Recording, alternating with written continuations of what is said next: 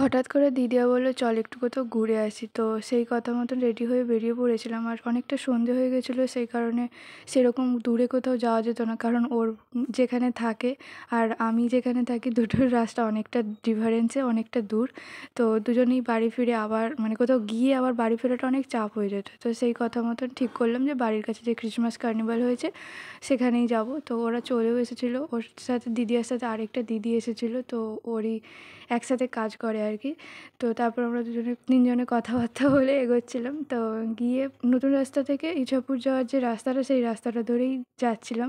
খুব সুন্দর করে সাজিয়েছিল। প্রত্যেক বছর বলবো না, 2023 থেকে ষষ্ঠী ইকো পার্কে, এখন সেটার নাম হয়েছে ষষ্ঠীনারায়ণ ইকো পার্ক। সেখানে ক্রিসমাস কার্নিভাল হচ্ছে। তো সেখানেই গিয়েছিলাম আর কি। তো দেখো কী সুন্দর করে সাজিয়েছে। আর ঢুকেই মেন যে এন্ট্রি, সেখানে পার্কের যে গেটটা আছে সেই গেটটাকে খুব সুন্দর করে সাজিয়েছিল। আর গেটের বাঁদিকে রেখেছিল একটা সান্তা ইয়া বড়। তো ওখানে একটু ছবি টবি তুলে নিয়েছিলাম আমরা, নিয়ে তারপরে ঢুকেছিলাম। টুকটাক মানে কিছুটা কিছুটা জায়গা জুড়ে এক একটা থিম করেছিল। দেখো এখানে একটা থিম, এখানে আরেকটা যীশু খ্রিস্টের জন্ম হচ্ছে। তারপরে ওর পাশ দিয়েই চলে গিয়েছিলাম মেন পার্কে, যেখানে অনেক রাইড বসেছিল। সেটা ছেড়ে দিয়ে তারপর টুকটাক কিছু খাবারও বসেছিল। যেহেতু সেই যেদিন আমরা গিয়েছিলাম সেই দিনেই মেলাটা স্টার্ট হয়েছে, তেমন কিছু হয়নি। আর ভিড়টাও একটু কম ছিল, সেই জন্য খুব ভালোভাবে ঘুরেছি। তবে একটাই পরে আরেকদিন গিয়েছিলাম, তো সেটাও তোমরা ব্লগে দেখতে পাবে। সেই দিনকে প্রচুর ভিড় হয়েছিল, যদিও সেদিন 25 ডিসেম্বর ছিল, ভিড় তো হবেই।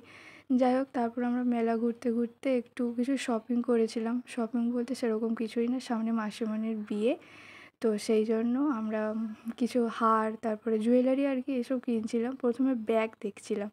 তো ব্যাগ দেখতে গিয়ে সেখানে ব্যাগগুলো পছন্দ হচ্ছিলো, বাট দিদিয়া বললো যে এখান থেকে নিস না, আমি অন্য জায়গা থেকে কিনে নিয়ে আসবো। সেই জন্য আর কিনিনি। তারপরে এই জুয়েলারিগুলো কিনতে গিয়েছিলাম। সামনে লাস্টে ছবিতে অ্যাটাচ করে দেবো, বা তোমরা যখন আমি বিয়েবাড়িতে পরবো আমরা, তো তখনই একটা মজার জিনিস দেখতে হবে। কী বলো তো?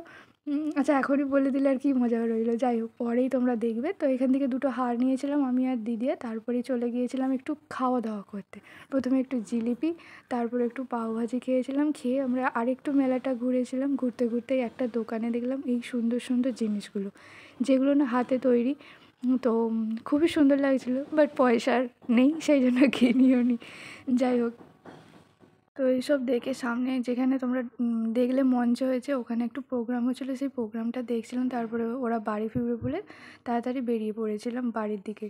তারপর বেরিয়ে ওরা বললো একটু ফুচকা খাবো, একটু মোমো খাবো। এইসব করতে করতে আরও একটু টাইম কাটলো। তারপর আমরা খাওয়া দাওয়া করে বাড়ি ফিরে গিয়েছিলাম। তো ওরা যেহেতু বাস ধরবে, সেই জন্য ওদেরকে টোটোয় তুলে দিয়েছিলাম, আর বেলেপোলে গিয়ে বাস ধরতো।